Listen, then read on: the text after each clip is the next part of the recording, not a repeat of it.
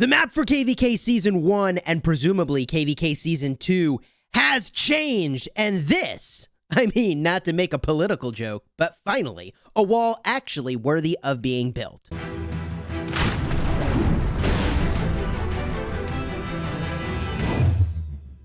Hello my friends and welcome back, I'm Chisgule Gaming, and in this video we're going to be talking about the changes to KvK Season 1 and presumably KvK Season 2 maps, although we see that the map is unopened for KvK Season 1 with these changes. We don't yet see a single map for KvK Season 2 that has them yet, and I just want to show you really quickly what is wrong with the original design of the KvK Season 1 and 2 map, and I actually made some videos about this back in the day because, man, what a situation we found ourselves in. So in my KvK Season 1, back in the day, I was in this corner.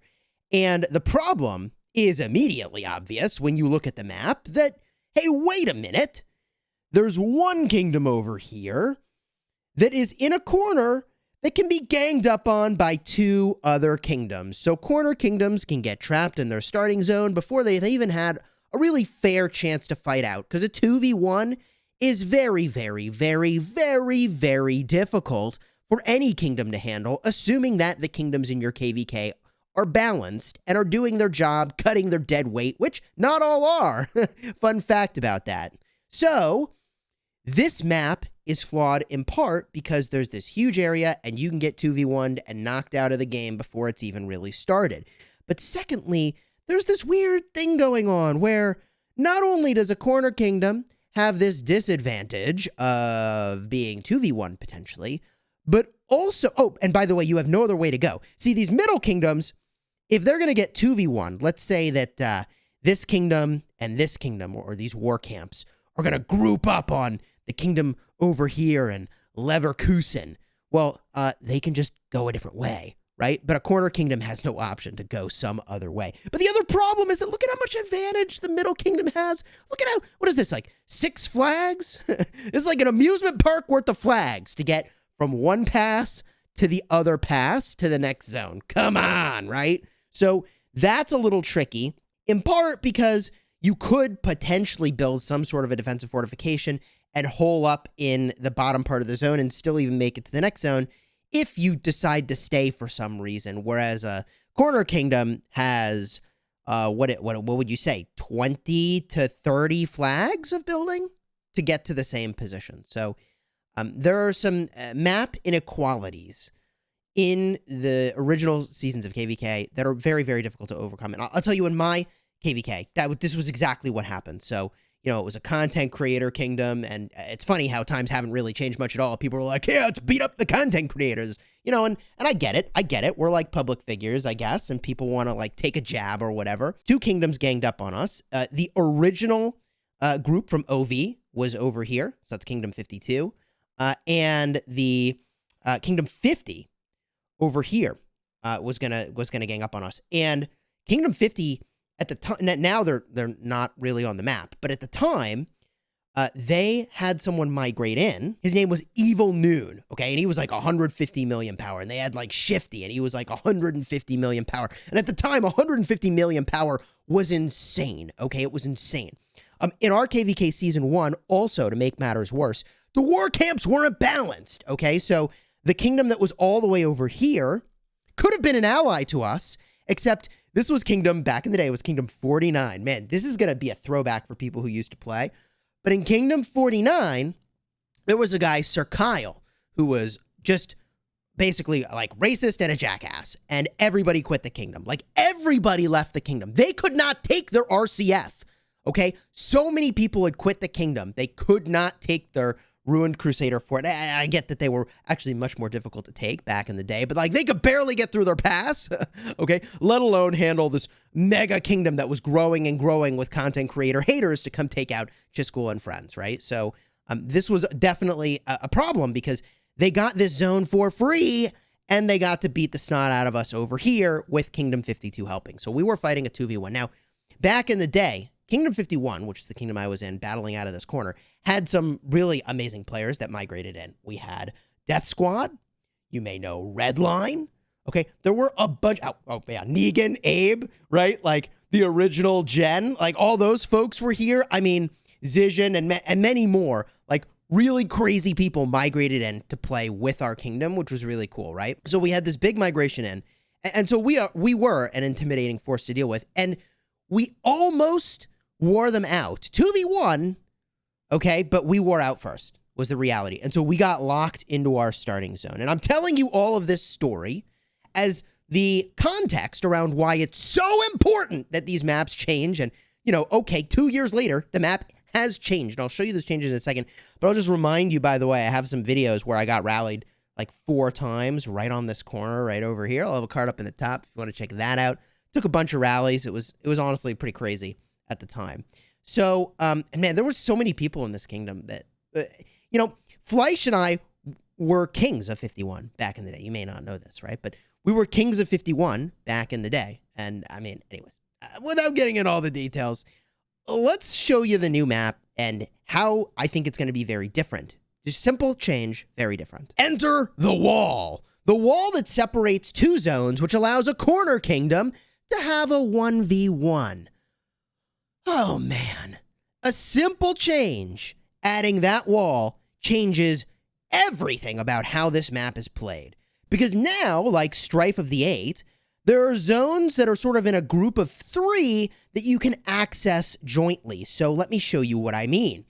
Starting in the same corner kingdom that I was in my KvK Season 1, if we had had a 1v1 versus Kingdom 50, I think we might have won that. And we could have entered over here. Or if we'd had a 1v1 against Kingdom 52 back in the day, I think we could have won that. Because we had a mega migration into my kingdom back in the day in 51. We had become massive very quickly, okay?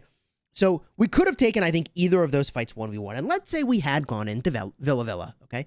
Let's say we went there instead. We would have locked them in their starting zone, gone into Villa Villa. And by the way, there's no hard feelings now between us and Kingdom 52 or Kingdom 50, right? I'm talking about it, giving it a dramatic flair, but there's no drama, okay? No drama, yo. I'm just telling the story of how it unfolded from my perspective. Okay, so we would have took Villa Villa, and then we would have gone into Passeron. And you know who would have met us in Passeron back in the day? Groggy and the whole crew that he's playing with, Long May and Sterling and all those folks, they would have been in the bottom corner over here in Tahiti. That's where their kingdom was located. Groggy was in a separate kingdom from me. You may not know this, right? One of the horsemen. He was in Tahiti, and we were allies. So Groggy would have fought in Dimbokro, pressuring 52, and we would have fought in Villa Villa, pressuring 52, and then we would have met in Passeron. Now, we may still have lost the KvK, but it would have been a completely different KvK experience, and it's wholly, solely, and completely because of the lack of the wall right here, an ability to have a 1v1 out of the gates that made that go from being a situation where we didn't really stand a chance to a situation where, like, yeah, we maybe could have done this thing, you know? And I don't think I mean, maybe we could have. It's very hard to say. In our KvK Season 1, there was, you know, a group of folks over here. It was Kingdom 55 at the time, and, like, they became allies of ours because they got betrayed by another kingdom, right? Naturally, there was some drama because that's what happens in KvK. And so it's conceivable that Groggy could have gone out of Tahiti into Okuri as well. And then our allies over here could have gone into Matcha and met up in Betafo. And we could have had 2 Zone 6s. Like, we would have had 2 situations where it would have been 2v1s. And we could have had 2 Zone 6s. And then going into Kingsland, it would have been a 2v2 instead of being, like, I don't know, we didn't even get to Kingsland. There was no Kingsland fight. We got knocked out before, like, we got knocked out, right? So I mention all of this as just an emphasis on how important this simple change is. I think KvK Season 1 is going to be way, way better for this. I assume this is going to be in KvK Season 2, this simple change. And keep in mind, there is no connection point between the Zone 5s, which I think is very interesting. Unlike Strife of the 8, where there is a pass connecting the Zone 5s, there's no connection point. In fact, let me just show that to you real quick. Okay, so this is a Strife of the 8 map, and what you're looking at is the bottom corner over here. And this is the wall that they put into Strife of the Eight. In Strife of the Eight, however, there's a pass, okay? And that pass connects the Zone 5s so that you could get all the way around the map before Kingsland. But in KvK Season 1 and 2, you can't do that necessarily. And I don't know that that's a bad thing. I think it's honestly probably fine that that's the way that that works. And there'll be a big Kingsland fight. And it makes me wonder a little bit. Should this pass be here or should this pass not be here? Let me know down below in the comments. And if you want to see KvK Season 1 as I was describing and all the craziness, and we lose. If you want to see that, though, and there's some pretty amazing moments, because we had some pretty amazing players together in Kingdom 51 back in the day, and, you know, the reality is we lost KvK, and it was a kingdom-destroying moment, as KvK losses often are. And what I'll say is so remarkable about Kingdom 75, if you're interested in this, is that we've now had 2 losses in a row, which is really bothersome to me personally, but like more people keep flooding to the kingdom in a way that like this did not happen in KvK Season 1. I got some messages in KvK Season 1 with people who were like, hey, we had a good try, blah, blah, blah, you know, but like a lot of messages from folks saying like, I love it here. This was awesome. This is way more fun than I've had in any other kingdom. People are still hyped to be here, and we're going to grow a lot. So if you want to join Kingdom 75, shameless plug, link is in the description. The migration in is going to be in less than a week or so. We're going to leave Imperium. Very few opportunities to do that. We'll even take a whole alliance if we can find one worthy of joining. And don't judge yourself as worthy or not. Let us be the judge. Let us help figure out if you're a fit, okay? So if you enjoyed the video, throw a like on here. Consider subscribing. Again, leave a comment about what you think of the changes to KvK Season 1. I think they're awesome. Very fantastic changes. Okay, by the way, I hate to interject at the end of the video and realize that Matai had sent me a message, thank you for this, with patch notes updating the changes to KvK Season 1. It looks like it's only KvK Season 1, and there's a lot more that changed that I didn't even notice. Okay, so the number of level 4 passes in the starting provinces has been decreased from 4 to 2. Reducing the stress of defending your starting province. This is going to be very relevant for more reasons in just a second. Our optimizations also include regions within level 5 passes. Yes, the new mountains is what I noticed. 3, the Kingsland is now enclosed by new level 7 passes, and level 6 passes will be relocated to the mountains on the edge of the provinces around Kingsland. Man, I didn't even notice that had changed, but there's more. Alliance fortresses cannot be built in another kingdom's starting province. You can still build Crusader flags, but you can't fort into the enemy's starting zone. And this is super relevant. Let me show you. In the bottom part of this mail, they show that they've added an achievement for holding on to your own RCF. I don't know why they haven't done that before. That kind of makes sense, doesn't it? Like, there's no incentive to hold your own RCF, so you just, like, trade with other kingdoms, you know? But, like, what if you just held your own? And that seems like it makes a lot of sense to me. So you can't fort drop into the enemy's starting zone. You have to fight your way through. There's less passes to fight your way through, so it's easier for the defenders to defend. And what's more is that, you know, you're going to have to build a whole heck of a lot of flags, and if they hold on to that thing, which now there's an incentive to do, this might just be a fort dropping party for the defenders, you know, build a bunch of forts, and it's impossible to take. I don't know.